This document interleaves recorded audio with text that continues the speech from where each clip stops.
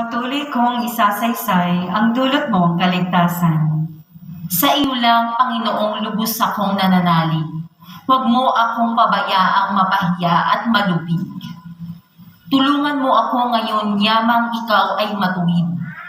Ako sana ay sagipin, sa daing ko ay makinig. Patuloy kong isasaysay ang dulot mong kaligtasan. Ikaw nawa ang muupo at ligtas na kakanlungan. Matatag na kublihan ko at matibay na sanggalang.